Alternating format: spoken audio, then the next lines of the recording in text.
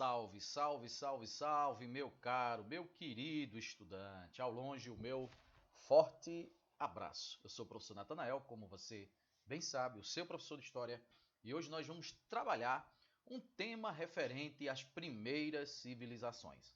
Nós vamos trabalhar as civilizações mesopotâmias ou mesopotâmicas, certo? Onde se desenvolveu, onde se acredita ser ao lado do Egito, ao lado das regiões próximo ao rio Ganges, lá na Índia, próximo ao rio Amarelo, lá na China, o berço da civilização, tá certo?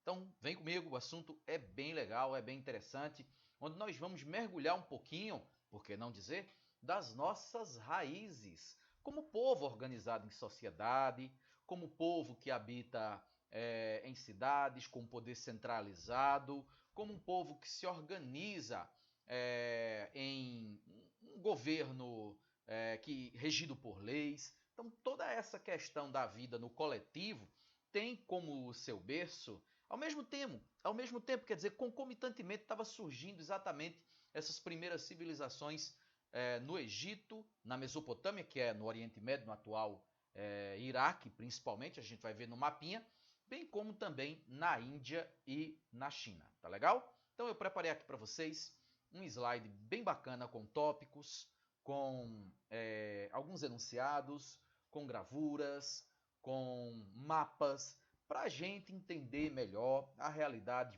política, econômica, social e religiosa, como também militar, administrativa, dos povos que habitaram essa região séculos e séculos antes de Cristo, ok? Bom, pessoal, olha só. Alguns livros, inclusive alguns autores, nomenclaturam essas civilizações como civilizações hídricas ou civilizações hidráulicas. Por que que ganham esse nome? Exatamente porque foram civilizações construídas, erigidas, né, que surgiram a partir de uma certa dependência dos grandes rios. Podemos citar no rol dessas civilizações, além das mesopotâmicas, como eu já disse, né, o Egito. Podemos incluir também os palestinos na região da antiga Palestina, os hebreus, né? Vamos tratar disso mais adiante. Nesse caso em específico dos hebreus era o rio Jordão, o rio em que Jesus Cristo foi batizado. Mas no que se refere ao assunto da aula de hoje, em específico, estamos tratando dos mesopotâmios ou mesopotâmicos, e aí a gente se refere exatamente sobre os rios Tigre e Eufrates. Exatamente porque havia essa dependência muito específica dessas civilizações com relação aos grandes rios da região. Foram civilizações que desenvolveram uma economia de regadio, como a gente chama, tá certo? Por isso elas também, repito, são chamadas de civilizações hídricas ou civilizações hidráulicas. São nomenclaturas que vocês vão encontrar por aí quando forem pesquisar sobre o tema. A palavra Mesopotâmia é uma palavra de origem grega, não é? Como muita coisa da antiguidade, né? Que significa exatamente isso, terra entre rios.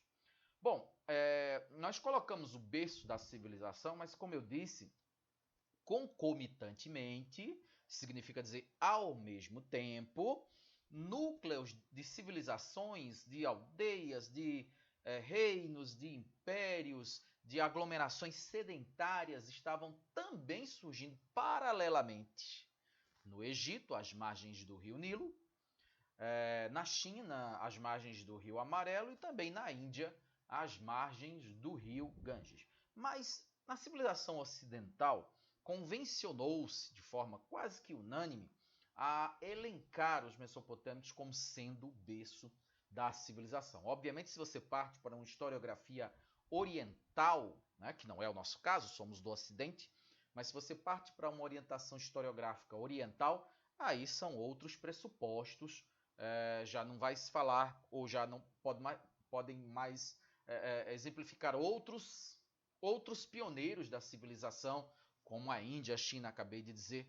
Mas no caso da civilização ocidental, repito, nós fazemos parte do Ocidente, temos esse marco inicial como sendo o berço da civilização, os reinos, os impérios mesopotâmicos, tá legal? O que a arqueologia já descobriu? Bom, a arqueologia, ciência que trabalha com escavações, né, com o que se pode encontrar a partir de escavações, há dados seguros que apontam para uma ocupação daquelas terras, que eu mostro no mapa já já, basicamente onde hoje é o Iraque, né, atualmente, lá no Oriente Médio. Então aquela região começa a ser habitada por povos sedentarizados, não apenas povos que passavam e saíam em constante deslocamento, como era no Paleolítico, mas populações fixas, né, sedentárias, já a partir de 10 mil anos antes de Cristo, ou seja, há aproximadamente 12 mil anos atrás. Lá surge o primeiro veículo, a roda. Lá surgem as primeiras cidades, tal qual, mais ou menos, né, como conhecemos hoje em dia, ou seja, o legado. Essa palavra legado significa herança, o que eles nos deixaram. Então o legado é bastante impactante, né, muito significativo. As primeiras formas de escrita, muito embora alguns autores também coloquem as primeiras formas de escritas paralelamente surgindo também no Egito, também na China e também caracteres hindus, né, lá na Índia, às margens do rio Ganges, nesse caso em específico da escrita mesopotâmica, a escrita cuneiforme, que a gente vai ver daqui um pedacinho. As primeiras leis escritas e também o nascimento de algumas ciências, como a astronomia. Nós podemos citar outros legados, um legado importante na matemática, um legado importante na arquitetura, um legado importante em outras áreas do saber, do conhecimento, conforme veremos na aula de hoje, técnicas de irrigação. Então os mesopotâmicos foram bem avançados, bem frutíferos nesse sentido, né, de nos deixar uma herança que ainda hoje ela pode ser percebida assim, de forma bastante evidente, né, bastante clara. Localização. E aí eu já coloco aqui uma espécie de globo terrestre, né, onde nós podemos visualizar nessa área em destaque, nessa área da cor verde, a área do chamado crescente fértil, que eu destaco no mapa mais adiante, mais para frente um pouquinho, compreendendo, entre outras regiões, o Nordeste da África, o Egito e também o Oriente Médio, que a gente também chama de Oriente Próximo, exatamente onde se localizava a Mesopotâmia. Digo localizava porque não tem mais esse nome de Mesopotâmia. Lá hoje é um conjunto de países independentes, entre eles o Iraque, país mais conhecido, certamente você já deve ter visto matérias sobre o Iraque na TV ou nas suas leituras e assim por diante. Já disse isso, né? Terra entre rios é o significado da palavra rios Tigre e Eufrates, essenciais por ser uma região de clima árido, muito seco, né? Pouco chuvoso. A existência desses dois grandes rios tornaram, porque a gente está no passado, né? Examinando o passado, tornaram essa região muito fértil e, obviamente, muito cobiçada, não é? Alvo de disputas entre diferentes povos ao longo da história. E aqui alguns países que fazem parte, atualmente, né, da antiga Mesopotâmia. Entre eles o Iraque, a maior parte está no Iraque, mas também compreende um pedaço do Irã, da Síria, da Turquia e do Kuwait. Então a gente chama de Oriente Médio, né, também conhecido como Oriente Próximo. Nesse mapinha, gente, nós destacamos um formato de uma lua em sua fase crescente, né? E aí a gente localiza os rios Tigre e Eufrates, não é? Bem como a Mesopotâmia, que fica no centro. E além disso, nós partimos para a região mais a oeste, detectamos aí a Palestina, as margens do rio Jordão, e mais adiante ainda o Egito, né, cortado pelo rio Nilo. É nesse ponto onde surgem essas grandes civilizações que, como eu disse no começo da minha exposição, chamamos de civilizações hídricas ou civilizações hidráulicas. Vamos lá, olha só. A religião era politeísta. O que é que significa dizer isso? Significa dizer que eles adoravam muitos deuses. Deuses astrais, deuses com características antropomórficas, zoomórficas, antropozoomórficas. Vou mostrar para vocês já já o significado de tudo isso. Os deuses moravam no céu, aliás, é uma espécie de um padrão, né, entre as civilizações antigas.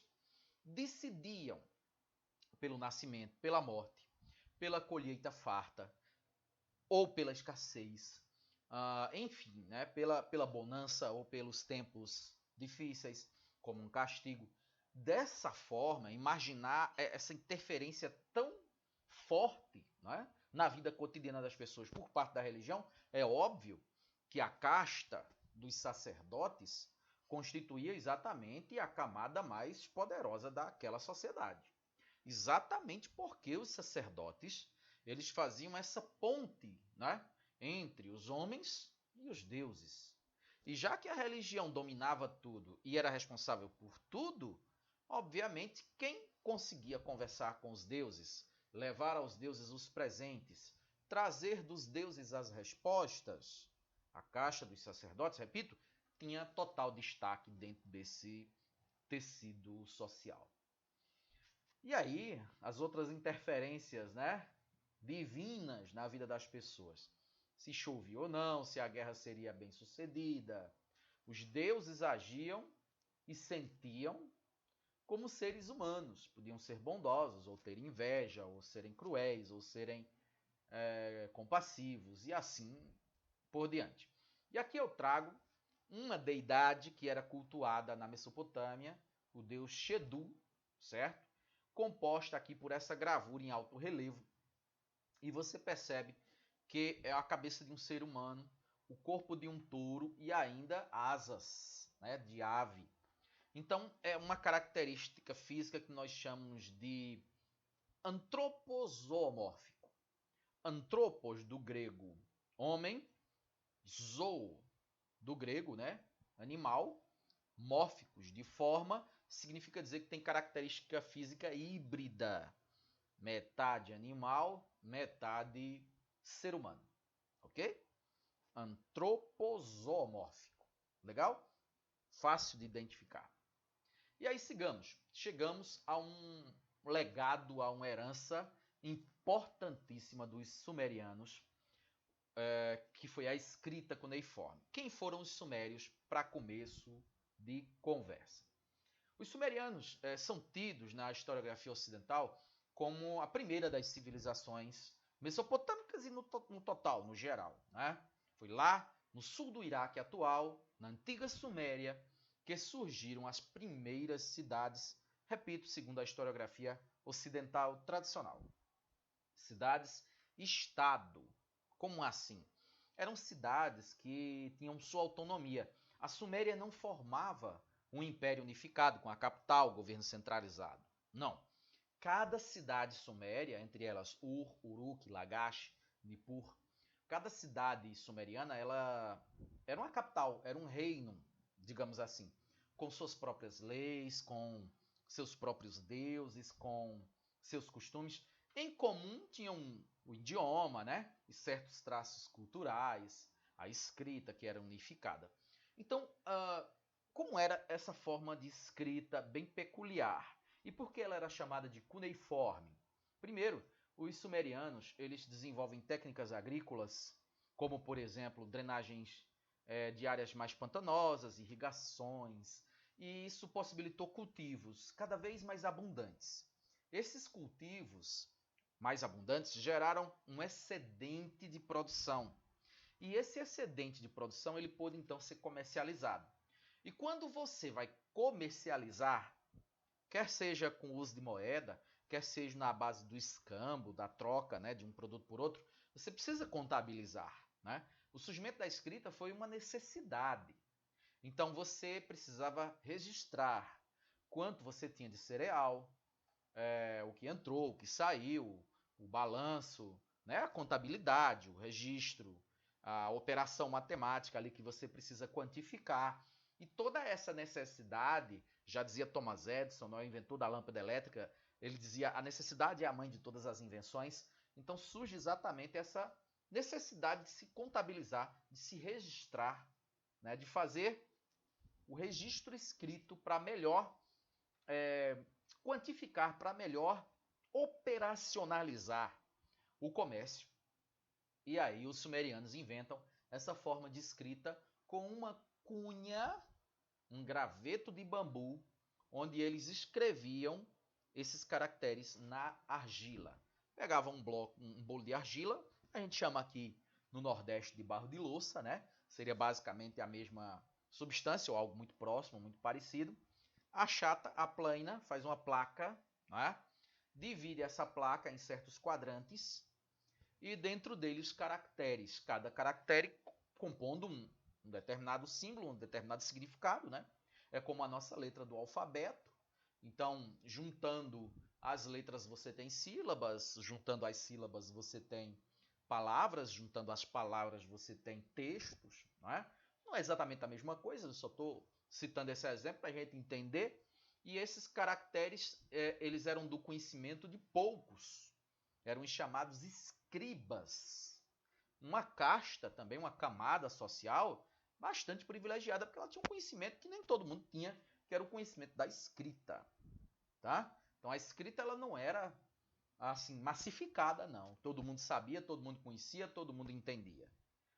Ok? Conhecimento é poder, né? Então nem todo mundo tinha esse saber, nem todo mundo tinha esse conhecimento. É tido na historiografia, repito, ocidental, como a primeira forma de escrita que se tem notícia. Aqui eu tenho um exemplo aqui nessa gravura de escribas exatamente exercitando sua arte, seu ofício. Não é? Ocorre a chamada Revolução Urbana. É óbvio, e aí eu falava das cidades-estado, né? Minutos atrás, cidades independentes umas das outras. É óbvio que ou no interior dessas cidades-estado vão surgir essas castas, essas camadas. Você vai ter uma sociedade hierarquizada, não é? Com camadas, umas sobrepostas às outras, mais importantes politicamente, economicamente, do que as outras. Daqui a pouco a gente vê a chamada pirâmide social, né? Aqui o que eu dizia, né? Governo independente, umas das outras, e tem até o exemplo de algumas aqui que eu trouxe para vocês. Assur, Nippur, inclusive a primeira citada aqui nessa lâmina, Ur, é a cidade que era o berço de Abraão, a cidade de Abraão, a cidade que biblicamente é citada no livro do Gênesis como a cidade de origem do patriarca Abraão. Ok? Importante isso. Bom, também como legado significativo dos sumerianos, a gente pode citar, e dos mesopotâmios como um todo, né? A gente pode citar a arquitetura, a construção dos zigurates. O que eram os zigurates? Os zigurates eram templos enormes. E não eram construções, na verdade, porque não servia só de templo. Servia de laboratório astronômico. E servia até de celeiro, né, para estocagem de grãos, de cereais, etc. Tinha múltiplas funções, né? E eles usavam, como você pode ver nessa gravura, nessa outra aqui também. Cadê? Não apareceu não? Agora. Eles usavam a matéria-prima interessante que nós utilizamos até o dia de hoje. É um outro legado importante. O tijolo de barro cozido. Então, como havia pouca disponibilidade de pedra na região, e há pouca pedra lá até hoje, então eles pegavam a argila, não é? Colocavam em formas quadradinhas, inicialmente deixando secar no sol, mas posteriormente também levando ao fogo para endurecer, e aí utilizavam esses blocos de barro cozido, que a gente chamou de tijolo, ok? Para efetuar as suas construções arquitetônicas. E aí, como é um material um tanto quanto perecível, bem mais perecível do que a pedra, né, obviamente, esses templos, em sua grande maioria, não chegaram intactos aos nossos dias. Diferentemente das pirâmides egípcias, né, feitas de blocos de pedra, alguns de arenito, chegaram aos nossos dias, quase que intactas, muitas delas. Os zigurates não, porque eram feitos com materiais mais perecíveis. No caso em específico, acabei de dizer, tijolos de barro, né? Ainda sobre os sumérios, ó, eles chamavam o seu rei de Patesi, ou Lugal, assim como os egípcios vão chamar o seu rei de Faraó, não é? Assim como na Rússia imperial do século XIX chamavam o seu imperador de czar, era um título, não é? Que se dava ao líder político e administrativo, Patesi ou Lugal. E você percebe que ele era o rei sacerdote, ele tinha múltiplas funções. Ele era uma espécie de juiz-mor, estava à frente da justiça, era uma espécie de comandante das tropas, né, do exército, chefiava também a questão da defesa, era uma espécie de filho dos deuses, e aí se encarregava da comunicação direta com as deidades, e também um arquiteto, né, também responsável pela construção, entre outras coisas, de zigurates, de templos, outras obras arquitetônicas, palácios, irrigações e por aí vai. O cara tinha múltiplas funções, né, como eu expliquei para vocês. E aí eu dizia agora há pouco sobre a pirâmide social, que eu sempre utilizo para a gente ter uma ideia da estratificação social do povo que nós estamos analisando. Acima de todos, e aí é do ponto de vista político, administrativo e até mesmo financeiro, nós tínhamos o rei, o Patesi, o Lugal, né? O monarca e, obviamente, a sua corte, seus familiares mais próximos, etc. Em seguida, veja, note você, eu dizia, da importância do sacerdote. Só tinha o rei acima dele, você pode notar aí. Formando essa elite, nós tínhamos, compondo aí essa casta poderosa, a nobreza e os militares de alta patente. Quem eram os nobres? Eram os integrantes das famílias mais tradicionais, né? Detentores de terra, etc. Como uma camada intermediária, nós localizamos facinho aí, ó, nessa parte do meio, no núcleo, né? Os funcionários públicos, comerciantes, artesãos e camponeses. E abaixo de todo mundo, os escravos. Vale lembrar o seguinte, a escravidão no mundo antigo nada tinha a ver com componente racial, cor de pele, essas coisas. Como é que você se tornava escravo? Duas modalidades, sendo que uma delas vai desaparecer posteriormente. Mas inicialmente duas modalidades. Guerras, você era um prisioneiro de guerra, perdeu a guerra, era cativo, levado como escravo. E também dívidas não pagas. Posteriormente, a maioria das sociedades antigas extingue a escravidão por dívidas não pagas, deixando apenas a modalidade de escravidão por guerra, prisioneiros de guerra. Isso era bastante comum. E na Mesopotâmia não era diferente. Bom, vamos falar agora sobre outros impérios mesopotâmicos. Falamos até agora sobre a Suméria, mas não só tinham os sumerianos, não é? Vamos falar sobre os acadianos. E um importante monarca dos acadianos foi o Sargão, principalmente o rei Sargão. Bom, esse império ele floresce ali entre 2300 e 2150 a.C., tá? Como eu disse, a história da Mesopotâmia é a história também da sucessão de povos, quem se organizava melhor, quem detinha a melhor tecnologia, armas, táticas de guerra, conseguia dominar a região, dominar os outros, escravizar os outros, se apoderar da terra. Mas isso não durava eternamente, obviamente, né? E aí vinha posteriormente um outro povo que conseguia essa supremacia, e assim foi ao longo dos séculos naquela região. Bom, está aqui a menção sobre o Sargão, né? Ele unifica as cidades-estados sumerianas, tornando ali o imperador, né, o mandatário geral daquela região. E aqui tem uma máscara de bronze, é na Idade de Bronze, né? Uma máscara de bronze encontrada do Sargão, encontrada no atual Iraque, hoje no museu em Bagdá. Primeiro Império Babilônico, que a gente chama também de Império Amorita, o povo amorita que funda a mítica, a importante, a badalada cidade de Babilônia, muito citada na Bíblia, né? Principalmente no Antigo Testamento. Então, essa civilização, a civilização babilônica, ela floresce ali entre 1900 e 1680 antes de Cristo, como você pode constatar aí facilmente.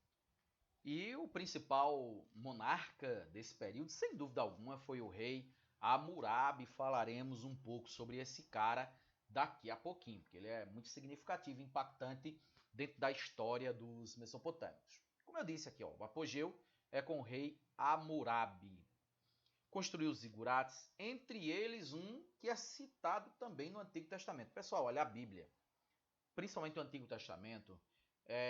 Você pode dotar a Bíblia de um significado religioso, você pode dar um outro sentido que você quiser, mas certamente, um sentido que você não pode deixar de apontar para a Bíblia é de ser um livro histórico importantíssimo, né, com menções ali impactantes sobre diferentes povos que viveram no Oriente Médio, entre eles os babilônicos. Isso para não falar dos persas, dos assírios, dos hebreus, dos cananeus, dos fariseus e outros tantos, dos egípcios e outros tantos que habitaram a chamada região do Crescente Fértil. Bom, mas falando ainda sobre o Hammurabi, essa é uma representação, uma gravura de uma pedra, de uma escultura aí em alto relevo, que está também em um museu em Bagdá, capital do Iraque atual, simbolizando um escriba, né, dando um pergaminho ao rei Hammurabi, contendo o chamado Código de Hammurabi. O Código de Hammurabi é tido pela historiografia ocidental como o código de leis mais antigo da história da humanidade. E ele se baseava em um princípio antigo chamado Lei de Talião, cujo coração, né, o cerne, é o adágio olho por olho, dente por dente. Significa dizer que os castigos, ou seja, as penalidades, seriam proporcionais aos agravos, ou seja, aos crimes cometidos. Então, se alguém arrancava um dente seu, numa briga, você teria o direito, então, de arrancar um dele também, né? E assim por diante. Se você construísse uma casa, a casa viesse a cair, matando o filho do dono, ele teria direito de fazer a mesma coisa com você e por aí vai. Com um detalhe, se o homem fosse considerado livre. Porque se é um escravo com o seu dono, as relações eram diferentes. A gente vai falar sobre isso já já. Ó, se um homem arrancou um dente de outro homem livre, igual a ele, arrancarão seu dente. Porque se você arranca o dente de um escravo, o escravo não tem o direito de fazer a mesma coisa com você. A lei do talião previa que o olho por olho, dente por dente, só valia se fosse entre iguais. Então, um escravo não era considerado um igual a um homem livre. Se ele arrancou o dente de um homem vulgar, pagará 1/3 de uma mina, 500 gramas de prata. E aí continua, né? A Bíblia, inclusive, menciona bastante esse princípio olho por olho, dente por dente, até no Novo Testamento. Outro povo significativo e impactante daquela região é o povo assírio, certo? Dos reis Senaqueribe, também citado na Bíblia em diferentes passagens do Antigo Testamento. Vamos dar uma olhadinha aqui nesse alto relevo, nessa gravura que eu trago, que é bastante ilustrativa sobre uma característica peculiar dos assírios. Note você que os guerreiros assírios, 2 deles montados aí num dromedário, né? Então eles haviam flechado aí um oponente. Esse oponente aparece caído no chão, com a flecha cravada em suas costas, e a montaria, o dromedário, passando por cima do inimigo.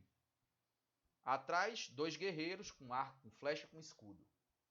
Isso é uma propaganda de guerra, né? Era essa a característica principal dos assírios. A violência com que tratavam os inimigos. Passavam por cima, sem piedade.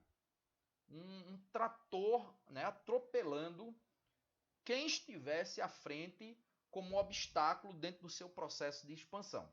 a crueldade com que tratavam os inimigos ficou tão evidente entre os assírios que até o profeta Jonas, é uma narrativa bíblica, teve medo dos assírios porque ele foi convocado por Deus para pregar em Nínive, capital dos assírios.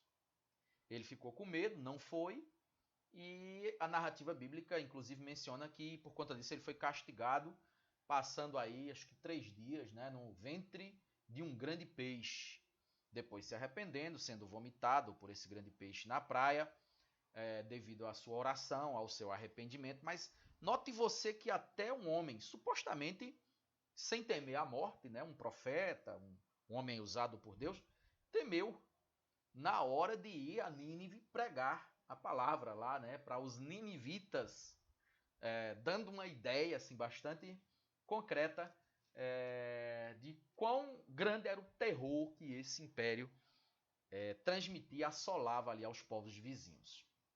Bom, ele floresce entre 1300 e 600 antes de Cristo, ok? Tem um período aí de dominação de cerca de 7 séculos, né? De 6 a 7 séculos. E é o primeiro exército com técnicas militares requintadas, né? Organizado da Mesopotâmia e profissional também, diga-se de passagem. Nessa outra gravura, um guerreiro assírio, ele pega um leão, considerado o rei dos animais, né, você sabe, o leão asiático, que inclusive já foi extinto, com exceção de um pequeno bolsão na Índia, que ainda tem, o resto das regiões, o leão asiático já foi extinto. Então ele pega o leão pela garganta, uma flecha está cravada na testa do leão, e note você que ele pega a espada e enfia no bucho do leão aí, ó, né? Dando aquele recado, né? Não venha que a gente atropela. Não tem medo de nada. Como eu disse, é propaganda de guerra, né? É exatamente uma mensagem aos povos da época que temessem os assírios. Exatamente porque eles não estavam por brincadeira, e dentro desse processo de expansão eles dominaram uma parte do Egito, dominaram a Palestina e a Mesopotâmia inteira. O auge acho que século VIII antes de Cristo, o apogeu do Império Assírio, exatamente no reinado do Senaqueribe e do Assurbanipal, 2 monarcas, inclusive mencionados lá na Bíblia. Aqui, derrotam os egípcios. Outra coisa importante, nos anos 80 do século passado, século XX, foi encontrado a Biblioteca de Nínive. O que é a Biblioteca de Nínive? Escavações arqueológicas conseguiram encontrar cômodos secretos soterrados na areia, nas ruínas de Nínive, a antiga capital dos assírios, blocos de argila escritos na escrita cuneiforme, típica da região. Seriam os livros da antiguidade, né? Mostrando que os assírios, nem só de guerra viviam os assírios, digamos assim, né? Eles eram um povo também letrado, um povo até certo ponto culto, até certo ponto também preocupado com essa parte da literatura, do registro histórico, uma vez que em outros povos você não conseguia encontrar isso. Bibliotecas, né, cheias de tábuas de argila escritas com relatos acerca dos reis, das vitórias contra os povos inimigos. Mas depois da morte do Assurbanipal, eles não conseguem ali no começo, melhor dizendo, no final do século VII a.C., eles não conseguem manter o território porque surge um outro povo que vai dominar a região, que é a volta dos babilônicos, são os neobabilônicos. O novo Império Babilônico, que a gente chama também de Segundo Império Babilônico. O ressurgimento da Babilônia, agora com os caldeus. Outro povo que se assenta ali na região e que consegue dominar os povos circundantes, obviamente através das técnicas militares, né? Nessa gravura, nós mostramos aqui os famosos jardins suspensos da Babilônia, mencionados na Bíblia, inclusive tidos na historiografia como uma das 7 maravilhas do mundo antigo.